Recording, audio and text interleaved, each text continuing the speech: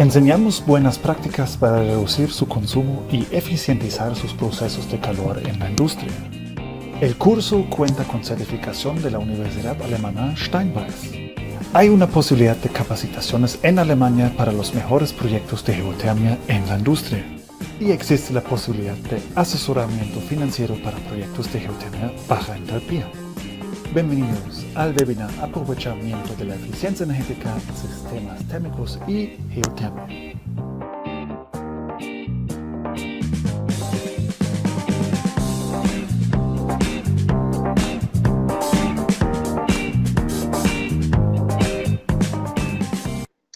Muy buenas tardes, mi nombre es Carl Kuhlmann, yo soy director en la Cámara de Industrias, en la Comisión de Energía, y hemos estado desarrollando un proyecto relacionado con la geotermia de baja entalpía, su aplicación en la industria, que básicamente es el interés desde el punto de vista de dos fuentes de utilización.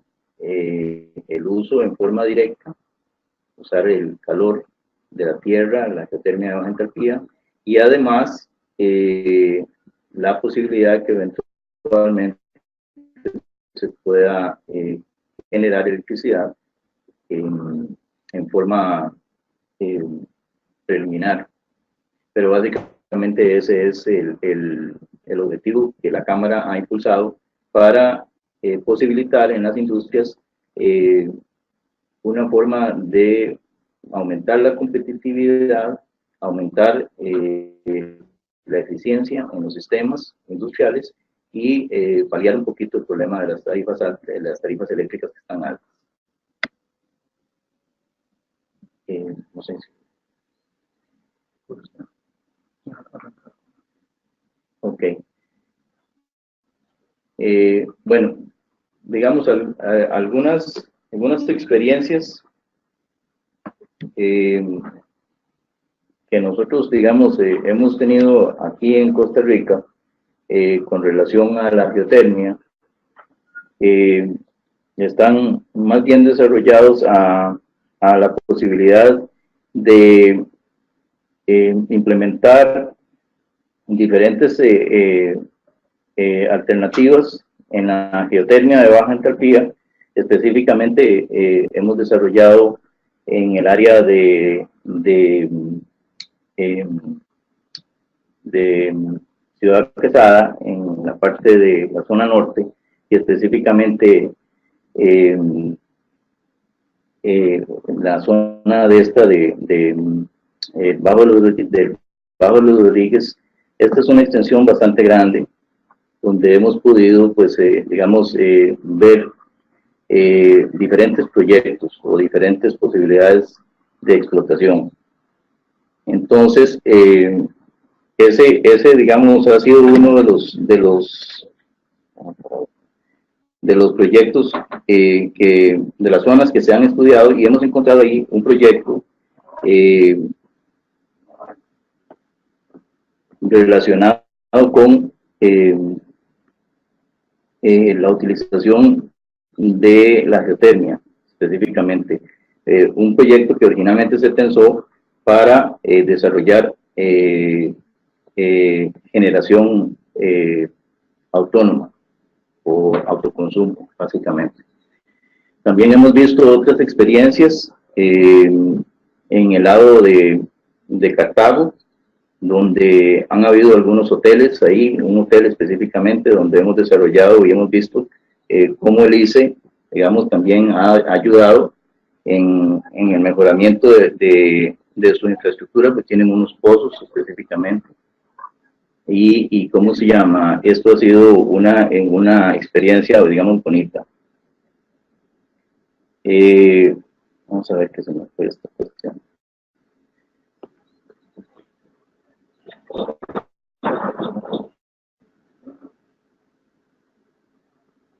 Bien, entonces vamos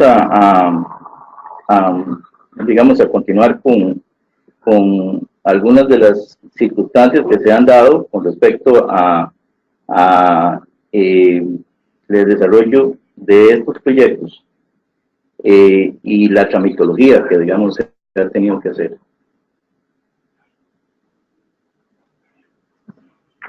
Sí. Ok. Vamos a ver. Sí. Recibimos algunas preguntas, don Carl, con respecto como al tema del uso de geotemas baja entalpía. Y nos gustaría como conocer más sus conocimientos, aprovechar como todo su expertise. Por ejemplo, un tema es, bueno, primero se dice que la geotema baja entalpía es una buena opción para la industria, pero independientemente de la legislación o regulación que en este momento está en camino, pero es parte que también el curso que la Cámara ofrece se va a cómo tratar.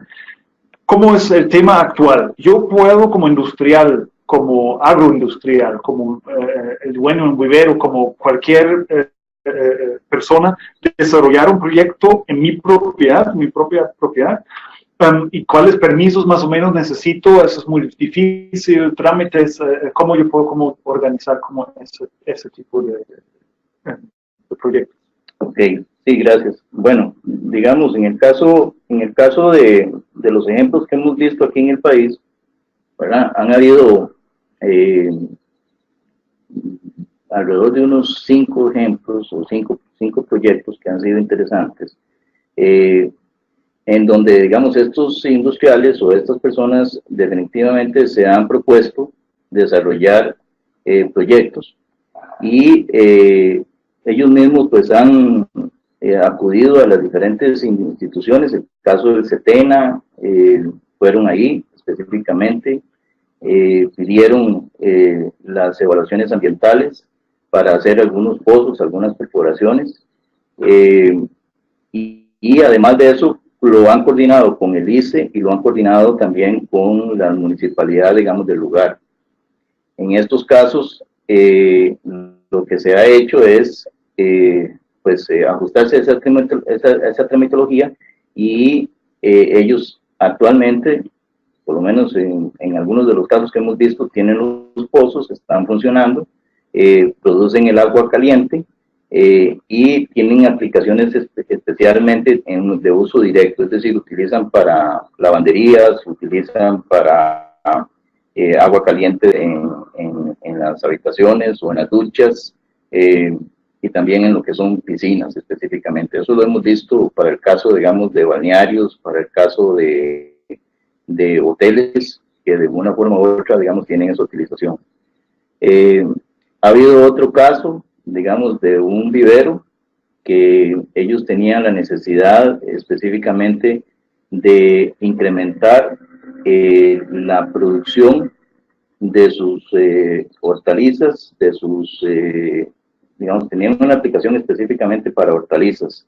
Y entonces en ese caso, pues ellos tenían un problema porque el agua era bastante fría, y entonces eso impedía o producía, digamos, un retardo en la eficiencia, digamos, que ellos tenían para lograr su producción. Y entonces determinaron que con una ligera variación en las temperaturas del agua, ellos podían incrementar específicamente esa producción a lo largo del año. Y entonces se trazaron un proyecto en donde utilizaban agua caliente de la geotermia, que ellos tenían cerca de ahí, calentaba sus fuentes de agua para posibilitar una mayor eficiencia, digamos, en el riego que ellos tenían que hacer específicamente, ¿verdad? Entonces, eso es un ejemplo en donde ellos están ahorita trabajando así, de esa forma, y entonces lo que nosotros pues realmente vemos como algo positivo es el poder aprovecharse de la geotermia en forma directa, en forma de uso directo, para que las industrias pues, o sea, puedan lograr una mayor eficiencia o una mayor optimización, digamos, en sus producciones, y salvar dinero con base, digamos, en el proyecto que ellos establecen. Entonces, sí, la pregunta es, ¿se puede acudir perfectamente a las instituciones del Estado? ¿Se puede, con una buena asesoría, cumplir con los requerimientos. Y sobre todo un aspecto muy importante en el caso del Ministerio en el MINAE, en el Departamento de Aguas, es importante también acudir ahí porque ellos de una forma u otra pues controlan todo lo que es el aprovechamiento del agua en Costa Rica, y las concesiones que ellos han otorgado pues las tienen sistematizadas y ejercen un control importante en ese sentido, por lo que conviene siempre acercarse para contar alrededor del proyecto o la gestión que se está haciendo y coordinar con ellos en ese sentido. Muchas gracias, Carl. Tengo otra pregunta aquí. Ya hablaste de casos específicos, ¿no? Como viveros o calderas. ¿Con quién yo puedo trabajar aquí en el país? O ¿quién desarrolla como ese tipo de proyectos de geotermia baja entalpía? Como necesito, claro, ciertos servicios de perforación, exploración, estudios, etcétera. Ya existen este tipo de contrapartes, o digamos socios, aquí con quien yo puedo como trabajar, y quién me vende como cierto equipo para que yo pueda aprovechar como el calor que está como ahí en la tierra. Sí, gracias. Sí, bueno, digamos, a mí me parece que los profesionales que tienen el llamado y tienen los conocimientos para ejercer esta asesoría están relacionados con las ramas de la ingeniería y específicamente la biología. En el Colegio de Geólogos de Costa Rica, pues también es importante pues utilizar los servicios de ellos, porque ellos son los que específicamente pueden ayudar a identificar los sitios en donde pueden existir, digamos, estos aprovechamientos. Específicamente iniciar con un proceso que arranca con los reconocimientos, y de ahí pues empiezan los primeros estudios de observaciones que ellos hacen, y especialmente empiezan a subir en su nivel pues para obtener la información. Pasan de estudios geoquímicos, todo lo que son estudios geofísicos, y a partir de ahí pues, o sea, ya todavía llegan a estudios mucho más especializados, porque todo eso tiene que ser muy bien asesorado por medio de un profesional en geología, ¿verdad? Específicamente. Aquí en Costa Rica hay algunas empresas que se dedican a la perforación, pero lógicamente no tienen la especialización como para, digamos, ya hacer un pozo de tipo geotérmico. Eso lo tiene el ICE, y el ICE tiene, digamos, el personal o los departamentos adecuados pues para brindar una asesoría ya más específica para aquel cliente que así lo quiere específicamente. Y en cuanto a las digamos empresas que digamos venden equipos específicos para la producción y aprovechamiento del calor, bueno, eso igual como cualquier otro proyecto hay que coordinarlo muy bien. Aquí en Costa Rica hay algunos representantes de casas extranjeras, pero específicamente son en otros países donde se pueden conseguir específicamente esos equipos, que son, por ejemplo, bombas de calor, que específicamente hacen el aprovechamiento de la geotermia, y por la diferencia de temperaturas, pues, o sea, se puede lograr la transformación y hacer la utilización para aire acondicionado o para específicamente calentar o enfriar los líquidos, ¿verdad? Entonces, en ese particular específico hay que buscar la asesoría también de un profesional en ingeniería, pues que, digamos, haga la coordinación con empresarios o industrias, representantes de casas extranjeras que puedan, digamos, suplir esos equipos y puedan aprovecharlos aquí en el país. Excelente, excelente. Muchas gracias, don Carl. Hay otra pregunta que sale como acá. Es un tema, bueno, bastante nuevo, pero ya hemos escuchado que existe como un proyecto en el mundo. Usted también ha escuchado el uso del calor para como sistemas de aire acondicionado, sistemas de refrigeración en el calor del geotema baja entalpía, y se puede como aprovechar como eso para también usarlo aquí en esos países que son muy calientes y hay muchos sistemas de aire acondicionado y sistemas de refrigeración. En el caso positivo, ¿cómo funcionaría eso? ¿Qué es como que es atrás? Sí, sí, claro, gracias. Es específicamente el mismo principio del aire acondicionado, ¿verdad? El aire acondicionado lo que tiene es un compresor que básicamente comprime un gas específico que existe ahí, y con eso pues logra, digamos, hacer la disminución en la temperatura y enfriar específicamente, sea aire o sea algún tipo de fluido, algún tipo, digamos, de líquido específicamente. En el caso de los sistemas de calor, pues lo que hacen es el sentido inverso, es específicamente aprovechar la diferencia de temperatura que existe al tener una fuente de calor, y entonces eso pues lo producen en forma inversa y producen específicamente de esa forma la refrigeración o el acondicionamiento de un determinado medio a través de precisamente de usar el aparato, el instrumento o el equipo para producir ese objetivo que quieren, enfriar o aumentar la temperatura. Okay. Muy bien, muchísimas gracias. En este momento no tengo como más preguntas acá, pero voy a dar otra vez la posibilidad al auditorio, a la gente que está escuchando, que puedan preguntar algo. Si alguien tiene una pregunta, por favor, levanta la mano y yo voy a liberar el micrófono como usted.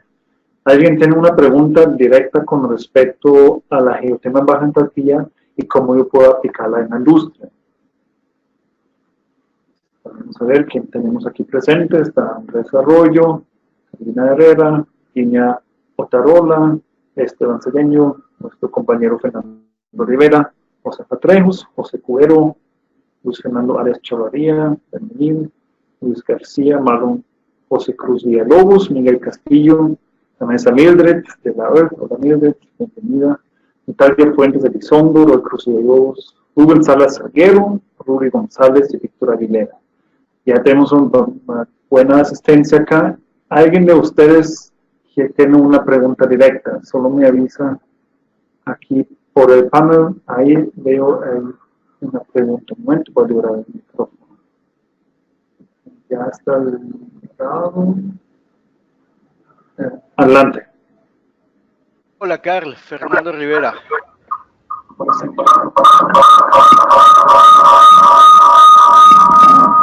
Hola, buenos días, buenas tardes.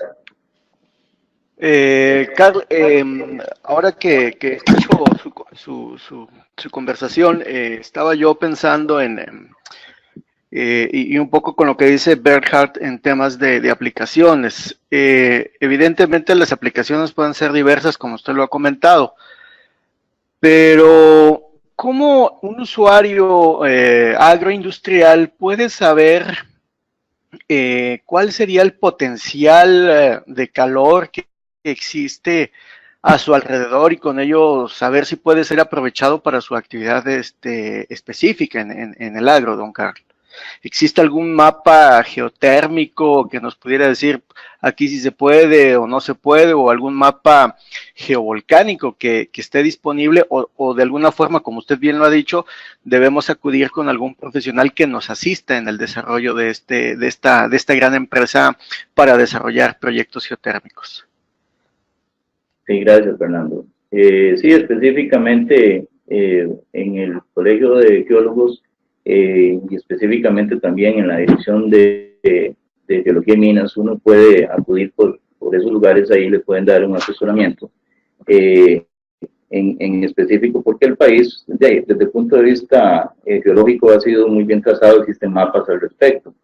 El tema es que en el caso de la geotermia de baja entalpía, pues eso sí está bastante, digámosle, incipiente el asunto, porque más que todo dice que ha tenido una participación extraordinaria, digamos, en el país, en el desarrollo de la geotermia a nivel centroamericano, lo reconocemos pues como una autoridad en esto, de la geotermia, es específicamente alta entalpía. Entonces ellos, digamos, ahí se tiene un mapa de Costa Rica muy claro donde están las diferentes áreas y las diferentes zonas. Se han hecho algunos estudios por parte de la cooperación alemana, digamos, en el pasado, en donde también existe información muy rica, ¿verdad? Y sobre todo también la Universidad de Costa Rica ha hecho, digamos, a través de varias tesis, algunos mapeos y algunas zonas. Yo conozco también específicamente unos profesionales que también se han distinguido por desarrollar estudios muy particulares en el país, pero bueno, estamos hablando de que esto es la geotermia, digamos, y más que todo dirigido hacia la alta entalpía. En la baja entalpía, a través de los estudios y los trabajos interinstitucionales que hemos hecho en el pasado aquí en la Cámara, nos hemos dado cuenta que sí existe necesariamente la necesidad de hacer un mapa específico ya por provincia, por distrito, por cantón, como usted quiera, digamos específicamente que eso es parte de un proyecto que se está buscando, pues que se lo pueda lograr con la academia, específicamente todas las academias, ¿verdad? En este caso la Universidad de Costa Rica, la Escuela de Geología, del Instituto Tecnológico de Costa Rica también, en algunas oportunidades nos hemos dado cuenta, ¿verdad? Entonces sí hace falta trabajar un poquito en eso. Aquí el tema es que desde el punto de vista agroindustrial, pues lo que se busca es que la persona que tiene su finca normalmente reconoce que existen esos sitios o esas potencialidades, y entonces la idea es pues que esa persona sabe o debiera saber que está con la posibilidad de poder hacer un aprovechamiento y específicamente pues uno en la Cámara pues a nosotros nos interesa pues que eso pueda ser, digamos, también un aliciente para que ellos pues o sea puedan acercarse y puedan obtener asesoría o una guía, digamos, en ese sentido. Muy bien, gracias, don Carl.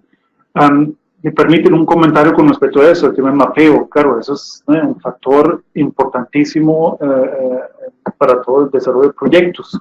Solo un poco hablando de la experiencia europea, no solo alemana, que también ahí han hecho como convenios entre universidades, precisamente como Carl lo mencionó. Y eso, por ejemplo, ya existe un mapa de Alemania, Austria, Suiza, hasta Polonia, pero claro, fue como un trabajo bien profundo. También la Unión Europea ha dado como mucha plata, y eso más bien, como estamos empezando con el tema de geotermia baja entalpía aquí en la región, va a ser muy importante que también, claro, más universidades a nivel regional también se comuniquen y que buscan como el apoyo también de la cooperación internacional, porque esta energía estamos casi como parados, como encima de ella, ¿no? Entonces y no la aprovechamos como deberíamos hacer. Entonces ahí sí hay mucho que hacer, pero sí existe como esa información. Tengo dos preguntas más aquí que me mandaron. Voy a leer. La primera es de don Marlon José Cruz Villalobos. Gracias, don Marlon. Su pregunta es, ¿el aprovechar la energía geotérmica sería únicamente para zonas específicas o se puede desarrollar y aprovechar en cualquier parte del país? ¿Qué piensa usted, Tom Carl, sobre esto? Yo creo que todo el país tiene zonas específicas. Eso lo hemos visto, lo hemos reconocido no solamente aquí en Costa Rica, sino también lo hemos visto en la mayoría de los países de Centroamérica. Y como le explicaba hace un momento, pues básicamente inicia con el reconocimiento que puede hacer el propietario, puede hacer el interesado, el desarrollador de un determinado sitio, y entonces pues o sea es iniciar un proceso de investigación pues que en determinados momentos, de acuerdo con el desarrollo de sus bases, pues va determinando si es factible o si es viable desarrollar algún aprovechamiento, digamos, de ese calor o de esa energía, básicamente pues para el objetivo que la persona puede trazarse. o la industria que eventualmente tenga. En específico sería eso. Perfecto, gracias, Cal. Otra pregunta que viene de Dinia Otárula. ¿Cuáles son las posibilidades de poder desarrollar y aprovechar este tipo de energía en la zona del Pacífico Sur de Costa Rica, específicamente en Golfito y Osa? ¿Es necesario que haya algún sitio con características vulcanológicas? ¿Qué piensa usted? No necesariamente, de conformidad con lo que hemos tratado en el pasado, estamos hablando de recientemente, los últimos 5 años atrás, sabemos que en la zona sur existen algunos lugares en donde específicamente hay emanaciones geotérmicas a través de manifestaciones en pozos específicamente, y han sido de una forma u otra estudiadas. Entonces, y no necesariamente están relacionados con algún tipo de volcán o algún tipo de estructura, sino que específicamente se sabe que existen ahí, porque recuerde que este aprovechamiento no solamente se encuentra, digamos, en los volcanes, sino que también en los que son las diferentes estructuras y las diferentes fraccionamientos que existen en la tierra. Entonces, en algunos lugares, digamos, especialmente en los ríos, hay sitios en donde se reconoce la emanación o el afloramiento geotérmico, y entonces, pues, a partir de ahí se puede desarrollar las investigaciones que corresponden. Entonces, la zona sur sí efectivamente tiene esas manifestaciones, y específicamente podemos después investigar un poquito más dónde es que están, porque las autoridades y las personas que se han especializado en investigar eso ya lo tienen reconocido. Muy bien. Gracias, Cal. Tengo una, aquí levantó la mano Josafat Trejos. Josafat, voy a liberar su micrófono. Ahí usted tiene también en el panel ahí el micrófono. Si lo puede tocar, ya está liberado. Adelante, por favor. ¿Me escucha, Cal? Hola, Josafat. Hola, ¿qué tal? Muchas gracias. Bueno, es una pregunta respecto a la recuperación de la inversión. Tengo entendido que la generación de energía eléctrica a partir de energía geotérmica es especialmente cara, más por las exploraciones y el equipo que se requiere. En los proyectos que se han realizado, que mencionaste anteriormente, en los proyectos privados, ¿tienes algún dato del periodo de la recuperación de la inversión más para lo que es generación de energía eléctrica? No, negativo, no, desde el punto de vista privado es parte del proyecto que estamos en estos momentos desarrollando. Usted sabe que todos estos son, digamos, actividades que están comenzando, que están empezando, porque el aprovechamiento de la geotermia de baja entalpía, pues, digamos, ha estado relegada porque lo primero que se ha querido desarrollar en el ICE y se ha es lo lógico, es la geotermia de alta entalpía. Eso lo ha hecho el ICE, y es específicamente porque hay más eficiencia, digamos, en ese sentido. Los proyectos geotérmicos de alta entalpía, pues ya están muy bien reconocidos allá en la zona de Guanacaste, especialmente en la zona de Miravalles. Pero específicamente los proyectos de baja entalpía, pues efectivamente lo que estamos buscando es desarrollar proyectos piloto para poder en una primera instancia pues ir determinando esos aspectos relacionados con la recuperación de la inversión, con lo que es específicamente los gastos y los costos y presupuestos que se requieren para eso. Pero como comprenderá, digamos, es un aspecto en donde tenemos que aprender, tenemos que hacerlo, y eso hay que hacerlo, digamos, en una forma, digamos, muy detallada y muy cuidadosa, porque es un paso a paso y es ir haciéndolo, digamos, en una forma en donde las actividades que se hagan en forma austera, ¿verdad? No se puede hacer en una forma, digamos, descontrolada, sino que tiene que hacerse primero con proyectos un poco más pequeños, y luego pues ahí podrá ir creciendo. Yo creo que esa es la forma, digamos, en que se podría hacer, y que cualquiera, digamos, de los industriales o cualquiera de los emprendedores pues se propondría, porque conversando con ellos, se sabe y tenemos que recomendar que las cosas se hagan con mucho cuidado, con mucha cautela, ¿verdad? Pues precisamente para que estos proyectos sean exitosos, no sean digamos, un fracaso en ese sentido. Perfecto, muchas gracias, Carl. Espero que así se haya respondido la pregunta. Gracias, Josafat, por esa pregunta. Muchas gracias. Perfecto. Y bueno, a ver, ¿alguna pregunta más con respecto a biotemas? Si no, vamos a ya cambiar a nuestro otro experto, don Agustín. Creo que no hay otra pregunta que yo veo. Perfecto, ¿no? Muchas gracias, Carl Kuhlmann. Cualquier otra cosa, si les ocurre algo, posteriormente nos mandan un correo y estamos dispuestos, claro, de responder cualquier cosa después de este webinar. Muchas gracias. Ok, entonces hacemos el cambio. Gracias, Carl. Y llegamos ahí a don Agustín Rodríguez. Agustín, por favor, te puedes también presentar brevemente al auditorio y ya vamos a empezar con tu presentación. Adelante. Bueno, buenas tardes. Es un gusto estar aquí compartiendo este rato con ustedes. Mi nombre es Agustín Rodríguez. Yo colaboro en el área de eficiencia energética en la Cámara de Industrias desde hace bastantes años, más de 30 años, y pues la idea, pensando en esta especialidad del administrador de la energía, es referirse a un tema en el cual no todas las empresas participan, porque básicamente hay 4 o 5 subsectores donde el uso de la energía térmica es muy eficiente: el sector agroindustrial, el sector alimentario, el sector de papel, metalmecánica. Principalmente estos sectores tienen costos asociados a la energía térmica muy altos.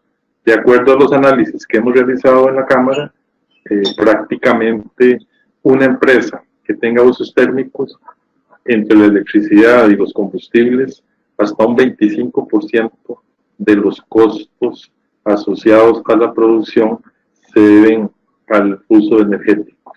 Entonces, pues, en un mundo cada vez más competitivo, en un mundo donde otros países, pues, sí tienen precios de energía menores que los nuestros, es importante trabajar en el otro componente, que es la eficiencia. La Cámara en estos años ha estado promoviendo sustitución de combustibles en calderas y en hornos, principalmente a biomasa, a gas licuado, petróleo, porque vemos algunas oportunidades en el país para reducir costos. A veces es costo combustible, a veces es costo de mantenimiento, a veces es costo social por estar las empresas inmersas ya en residenciales, y a veces son los 3 costos estos juntos que inciden en los cambios que se necesitan en las empresas. El parque térmico de calderas de nuestro país es viejo. O sea, las calderas son equipos que bien mantenidas duran muchísimos años. Entonces, por eso nosotros tenemos calderas casi al límite legal de operación. De hecho, con las modificaciones que se han realizado en la reglamentación, en los últimos 5 años han salido de operación alrededor del 50% de las calderas. Y nosotros, digamos, en este programa del administrador de la energía, pues lo que buscamos es cómo hacer más eficiente todo el proceso de la producción de vapor o calor, desde lo que es la caldera hasta el uso final, y también tocar los temas legales precisamente asociados a los procesos de instalación, a los permisos de combustibles, de almacenamiento de combustibles, de operación, de emisiones, que pues cada vez se van modificando en el día a día, y de alguna manera pues las empresas tienen que estar en alerta permanente para verificar que cumplen con todos estos requisitos legales. Yo creo que esta es una introducción muy somera, don Bernhard, para el tema. Muchas gracias, Agustín. aquí sale una pregunta. ¿Existen ciertas medidas de baja inversión para ahorrar en calderas? ¿Cómo lo ves? Ok, es una muy buena pregunta porque nosotros lo vemos de hecho en el curso, que sí hay medidas de baja inversión. El hecho, por ejemplo, de controlar el exceso de aire, que es el principal dolor de cabeza en las calderas, es la primera medida donde básicamente es un control operacional permanente sobre el exceso de aire, y esto puede influir entre un 5 hasta un 10% del consumo del combustible en una caldera. Entonces sí tiene mucho sentido, digamos, esta medida, que uno dice, bueno, es muy cajonera, pero hemos visto en el tiempo que a las empresas se les dificulta, porque los combustibles, al cambiar de calidad constantemente en lo que se refiere a sus propiedades físicas y químicas, hacen que las calderas pierdan ese control y hay que estar encima. Sin embargo, también recordemos que no es solo las calderas. Por ejemplo, el aislamiento térmico, que es importante en las calderas, también es importante en toda la cadena de calor, desde los tanques de almacenamiento de combustible, en el caso del búnker, hasta los equipos finales, donde con aislamiento también podemos llegar a reducir hasta un 10% del consumo de un combustible. Digamos, esas son medidas muy rápidas en que vemos retornos de inversión muy altos, porque las inversiones son relativamente bajas y se pueden ir haciendo poco a poco. Digamos, son dos ejemplos que nosotros explicamos, digamos, con presentaciones, con nomogramas o ecuaciones, para que las personas puedan aplicarlos en sus empresas respectivas. Excelente, muchas gracias, Agustín. Aquí salen más preguntas. La próxima pregunta creo que es a los dos, a Agustín y a Cal. Tal vez vamos a ver que, bueno, pueden responder los dos. Esta pregunta es de Viña Otárola. Viña pregunta, con respecto a los impactos ambientales, se miren cuáles son los efectos reales que este tipo de generación de energía tiene sobre el cambio climático y los gases de efecto invernadero. ¿Cómo lo ves eso con el tema de calderas y después? Ok, ese es muy buen punto, porque hoy en día las empresas también están haciendo medidas por su impacto ambiental, tanto como empresa como en sus productos. Y vemos ya muchas manifestaciones en etiquetas donde inclusive se debe poner la huella de carbono que requirió ese producto hasta llevarse al estante.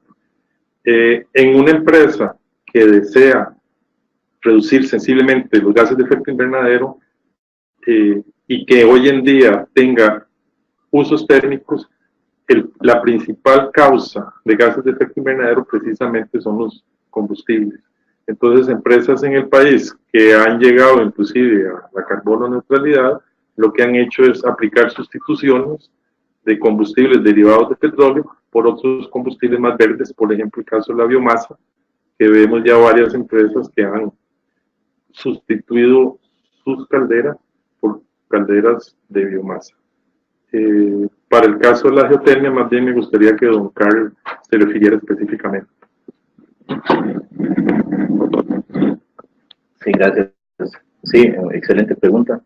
Específicamente, la geotermia en todas sus expresiones, baja, media y alta entalpía, definitivamente es la energía que produce, digamos, cero impacto, digamos, desde el punto de vista de la producción de la energía o el aprovechamiento de esa energía, que básicamente, ¿cómo se llama? Se está haciendo la utilización de una fuente que ya existe específicamente, no se necesita transformar ni utilizar ningún combustible en ese sentido.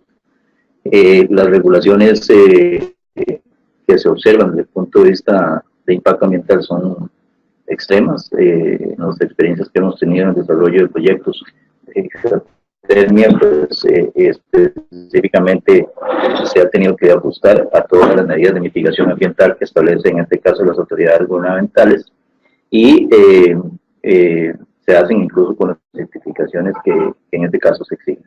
De forma que es una actividad que está muy bien regulada, y específicamente es una excelente oportunidad para que nuestro país pues, pueda desarrollar por ahí esos ejemplos. Perfecto. Muchas gracias, Carl. Gracias, Agustín. Tenemos más preguntas. ¿Cuál es la tendencia, Agustín, actual del uso de combustibles en carreras? Ok, eso es importante porque históricamente, si uno se va, y podemos ir muy atrás, el país se desarrolló industrialmente precisamente con calderas de biomasa. Aparecieron los derivados de petróleo que son más fáciles de manejar y más concentrados, digamos, por unidad volumétrica respecto a la energía, y se transformaron casi todas las calderas a combustibles fósiles. En los combustibles fósiles, pues el combustible industrial ha sido el búnker. Sin embargo, por temas ambientales, para reducir huella de carbono también, y como decíamos, por temas de vecinos, que pues las industrias han venido siendo rodeadas por residenciales, o la ciudad se las ha tragado, digamos. Entonces sí ha habido un cambio a lo que es el gas licuado petróleo. Esto trae cambios en temas de requisitos legales. O sea, lo que es almacenamiento de gas licuado tiene unos requisitos muy diferentes que para búnker. Hay disminuciones de algunos costos, principalmente en mantenimiento. Hay aumento en algunos costos, lo que es la unidad calórica, digamos, por dólar. Y luego hay, pues, pros y contras. Por lo menos sí vemos que en los últimos años, de acuerdo a las estadísticas de Recope, cada vez se está consumiendo menos búnker en el país y cada vez más gas licuado petróleo. Entonces sí vemos esa tendencia futura. Quizás más adelante, ojalá se pueda hacer una transición a gas natural, que es mucho más barato que el gas licuado, pero por lo menos en estos 5 a 10 años no vemos esa posibilidad. Entonces, muy sucintamente, el cambio se está dando de búnker a gas licuado petróleo. Y eso, pues sí, tanto en casos de empresas con hornos y con calderas muy grandes, así como en calderas pequeñas, donde la transformación es relativamente sencilla. Excelente, excelente. Muchas gracias por esta respuesta profunda. Vamos a ver, aquí hay más preguntas. ¿Cuáles pueden ser algunas de las medidas más rentables para hacer eficientes los sistemas térmicos? Pues ya, eso es interesante, porque eso integra desde medidas de programación de producción, por decir algo, hasta medidas específicas solo del sistema. Si nosotros vemos, por ejemplo, en el país, el promedio de eficiencia en calderas en el país anda entre un 82%, 83%, no más del 85%. Si la caldera tuviera todos los componentes que le hicieran más eficiente, por ejemplo, recuperación de calor de los gases de combustión, variación en la velocidad del abanico secundario, recuperación de calor, purgas, etcétera, las calderas podrían llegar hasta un 96% de eficiencia, que es lo que vemos como garantía de ciertos fabricantes europeos de calderas. Entonces vemos que a nivel nacional ya hay ahí entre un 10 y un 15% de oportunidades solo en la caldera. Otras oportunidades pues tienen que ver con el mantenimiento en fugas, mantenimiento en aislamiento, que también son muy importantes porque los sistemas presurizados tienden a generar fugas siempre por diversas causas. Donde hemos visto una gran cantidad de oportunidades es en el uso precisamente de la energía térmica. O sea, el reducir rechazos, el mejorar, digamos, los controles en la producción, logran valores muy altos de reducción de consumo de combustible. Incluso hemos visto empresas que con cambios en los procesos de producción han logrado reducir hasta entre un 20 y un 30% el consumo de la energía. Pero no solo eso, al controlar mejor la producción, se reducen los desperdicios, se reducen los rechazos, y entonces no es solo un ahorro de energía, sino también es un ahorro de recursos en general en una empresa. El controlar energía significa mejorar los controles operacionales en una empresa. Y mejorar controles operacionales es una medida de competitividad casi de las primeras que se tienen que realizar. Sí, adelante. Gracias. Sí, la pregunta que hizo Caterina, ¿cómo se dice? La muchacha. Viña. Bueno, Viña, sí. Muy interesante, muy buena, porque, digamos, en lo que se refiere a la utilización de la geotermia, hemos visto que hay algunos ejemplos interesantes de aplicación que tienen que ver con esa eficiencia o con ese aprovechamiento. Perdón, gracias. Específicamente, hemos visto a través de las diferentes manifestaciones de profesionales que al aprovechar esta fuente de energía, en el caso, por ejemplo, digamos, de algunas actividades agroindustriales, como también por ahí se preguntó el caso de la piña, el rastrojo de la piña, lo que es el aprovechamiento, digamos, del calor para secado de madera, etcétera, ¿verdad? Existe la posibilidad de que se pueda utilizar esta fuente de energía, pues, para precisamente tener una aplicación directa hacia ellos.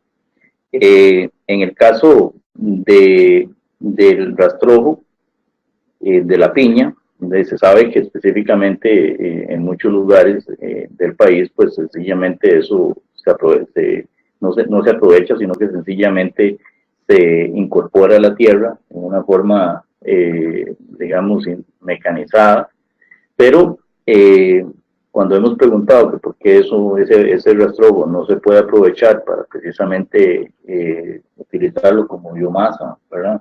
Se nos ha dicho, pues, que específicamente de ahí es muy caro, es inviable, no es rentable aplicarle, ¿cómo se llama?, calor con base en combustibles y bajarle las humedades precisamente para poder, ¿cómo se llama?, aprovecharlo a nivel de biomasa.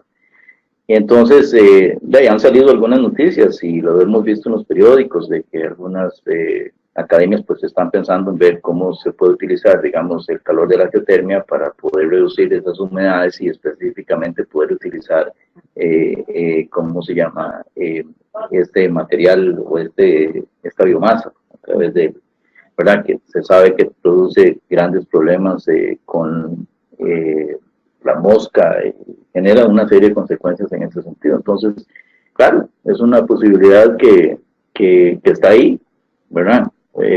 Reconocer que existen fuentes de energía que las podemos utilizar y ponerlas al servicio de una serie de actividades que generan impacto ambiental y que perfectamente pues, pueden contribuir a ese aprovechamiento de la eficiencia.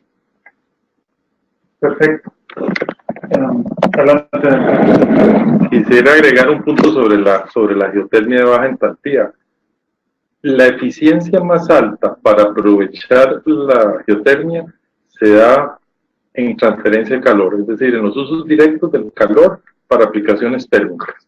Y es por un tema de principios termodinámicos. El ciclo Rankine o el ciclo de Carnot, cualquiera de los dos, cuando lo usamos para producir electricidad, genera un excedente de calor que no sirve, digamos, que no se aprovecha como electricidad y que estamos hablando de valores entre un 60 y un 80% del potencial térmico de esa geotermia.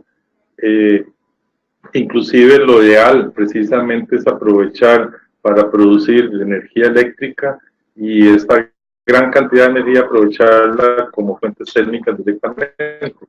El aprovechamiento térmico de la geotermia puede llegar a valores superiores al 90% de eficiencia.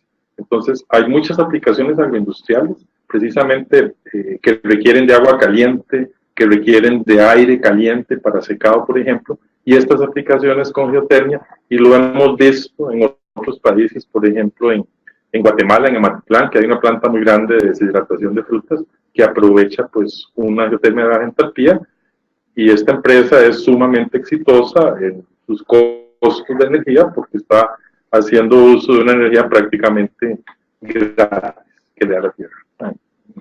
Perfecto, Agustín. Tengo dos preguntas más. Vamos a ver, una es aquí de Esteban Cedeño. ¿Qué ha pasado con los sitios de mayor aprovechamiento energético geotérmico, como en algunos parques nacionales? ¿Está completamente cerrado el tema o hay posibilidad de desarrollarlo? Esos comentarios se refiere más a la alta entropía, ¿no? Me imagino, o no, también a la baja. Pero tal vez quieres responder esa pregunta, por favor, Carlos. Sí, bueno, creo que en los gobiernos anteriores, los dos gobiernos anteriores han habido iniciativas que buscan tener el aprovechamiento, buscaron tener el aprovechamiento en parques nacionales, pero ya eso no ha tenido así una gran aceptación porque específicamente nuestra regulación es muy básica en la interferencia que se puede generar, el impacto ambiental que se puede generar en los parques nacionales. Yo por lo menos creo que hay áreas que actualmente se están explotando, el ICE las tiene reconocidas y ¿cómo se llama? Ellos pues tienen su plan y hay que promover que se continúe en ese desarrollo específicamente, que no tiene alteraciones con parques nacionales. Y lógicamente pues las otras áreas que están fuera de parques nacionales, pero que son sitios reconocidos en donde existe la término de baja entropía, por lo menos aprovecha de una forma tal vez más sencilla, se pueden aprovechar precisamente para desarrollar los planes pilotos y poder hacia futuro pues, tener una mejor planificación y un mejor aprovechamiento de esta energía limpia. Gracias, Carlos. Aquí se levanta la mano a Fernando Rivera. Podría liberar Fernando. Adelante, Fernando.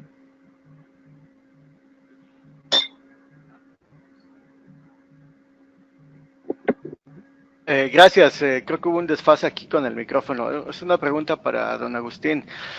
Si bien hemos escuchado ahorita en la conversación en sistemas térmicos, oportunidades de ahorro de energía básicamente en calderas y la relación que hay con los combustibles, pero me imagino, don Agustín, que también un usuario tiene oportunidades de mejorar su eficiencia en sistemas térmicos en la parte de distribución y el uso propio, el uso final del vapor, ¿verdad? Ya sea que lo estén descargando para cocción, calentamiento, secado. Me imagino que también ahí debe haber algunas oportunidades provechosas que el usuario final puede contemplar también, más allá de la propia generación de calor o vapor. Sí, por supuesto. Y en el caso de la distribución del vapor, lo que hemos visto en empresas existentes con muchos años, principalmente agroindustria, es que las empresas hacen un buen diseño inicial de una red de distribución y de equipos usuarios, y con el tiempo pues se van incorporando nuevos equipos, se van incorporando nuevos usuarios, se transforman los procesos productivos y la red queda desfasada. Y esto pues genera muchas pérdidas, genera problemas de mantenimiento muy graves, y los mismos equipos usuarios pues tienen una vida útil, y nosotros en Costa Rica pues tratamos de alargar al máximo la vida útil de los equipos.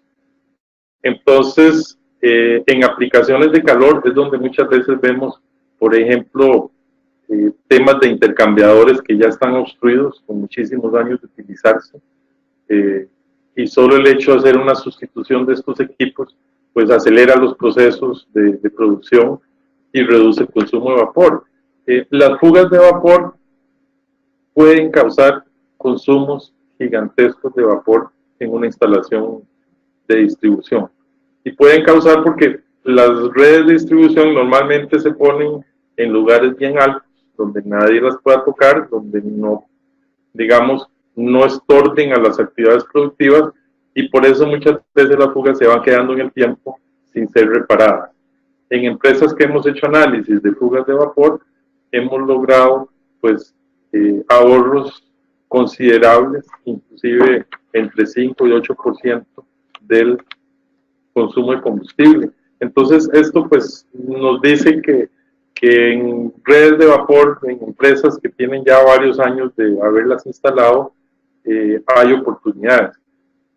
La idea en un programa de, digamos, de eficiencia energética en la parte térmica es enseñar a calcular cuánto dinero se está dando en una determinada fuga o en una determinada, digamos, falta de aislamiento.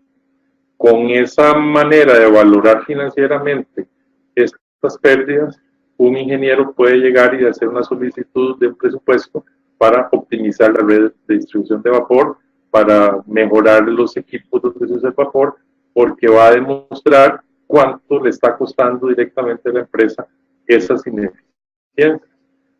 La idea pues, de un programa es integrar todos los temas, pero también las empresas o las personas participan para encontrar oportunidades de reducción de costos. Y precisamente este programa pues tiene esa virtud, que buscamos formas de reducir costos y además pues al participar en un programa del administrador de la energía, las personas que vayan tienen que desarrollar un proyecto en la industria que lo está enviando. Y el tema de los asesores, digamos que colaboramos con los estudiantes o aprendientes, es que lleven estos proyectos hasta el final para que los presenten a las empresas y así pues mejorar la competitividad de ellas mismas. Entonces sí se trata de integrar no solo la parte de la caldera, sino todo el sistema, desde la generación de vapor hasta el uso y recuperación de los condensados en los casos en que sea posible. Perfecto, gracias Agustín. Última pregunta que tenemos acá es, ya lo has mencionado como algo, pero pues, el tema de usar biomasa en calderas, ¿cómo funciona eso? Si puede. Ok, es una buena pregunta. Recordemos que la Cámara ha estado inmersa en estos años en la valoración de la sustitución por biomasa. ¿Qué recomendaciones tenemos nosotros? Pues si es una empresa que está generando en parte de sus procesos o en la cadena de valor biomasa, hay una gran posibilidad de aprovechar la biomasa como fuente energética. Y no solo estamos hablando de empresas tan grandes como un ingenio azucarero, por ejemplo, o una planta de aceite de palma africana, sino que también hay muchas aplicaciones menores para usar biomasa en calderas. Si las empresas no tienen directamente esa biomasa, sí hay que hacer igual que con cualquier fuente energética, una prospección. Una prospección porque cuando uno hace un cambio, una sustitución de combustible, tiene que garantizarse este combustible por lo menos por periodos de 10 a 20 años, porque si no, a medio camino hay que volver a una fuente, digamos, no renovable.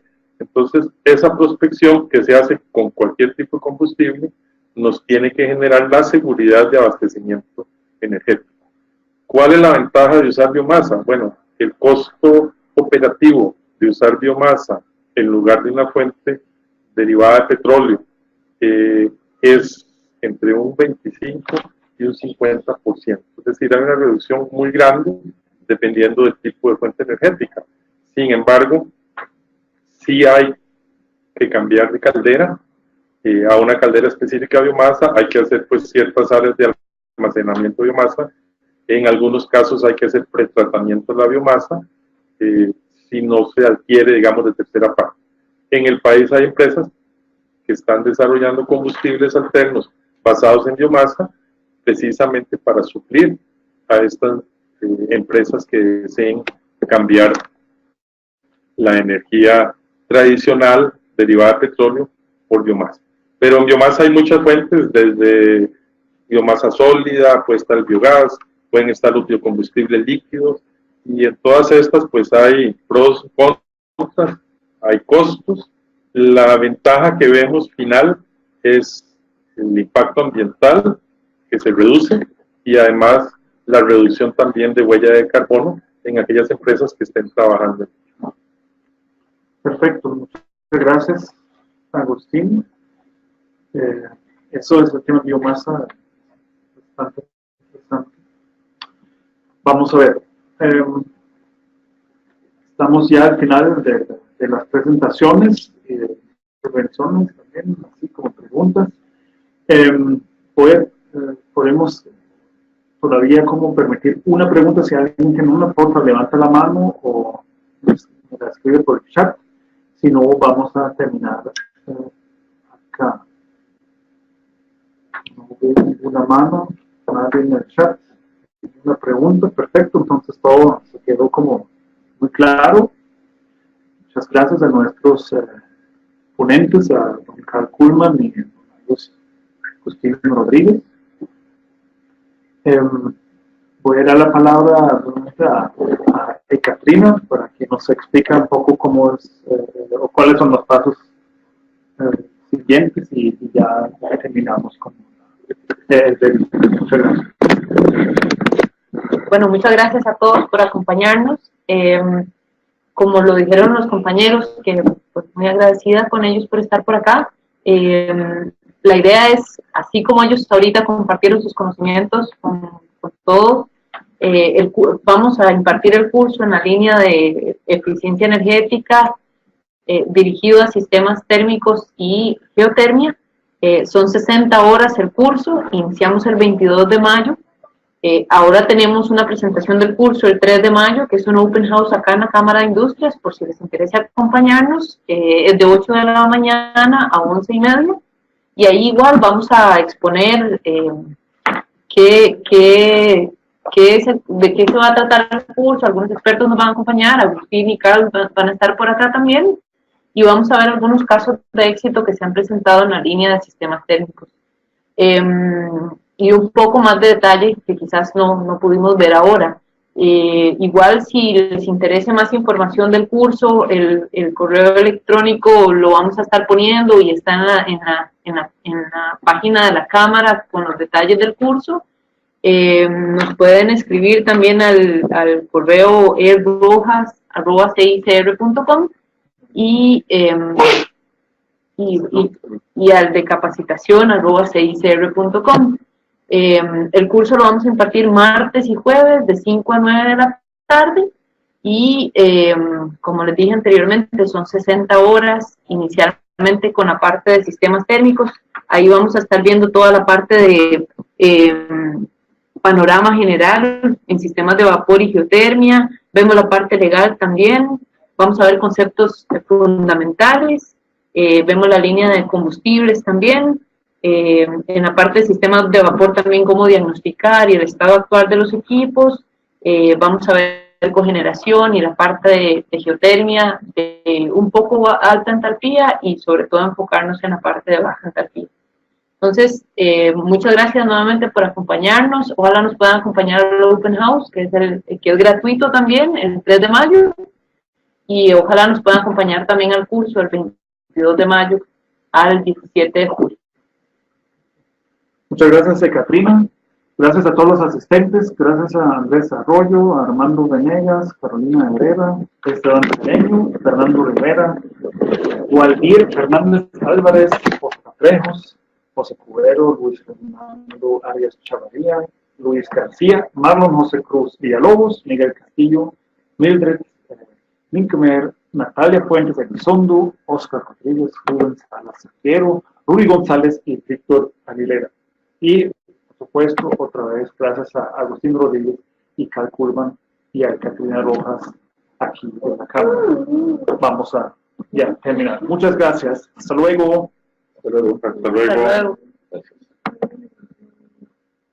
Gracias.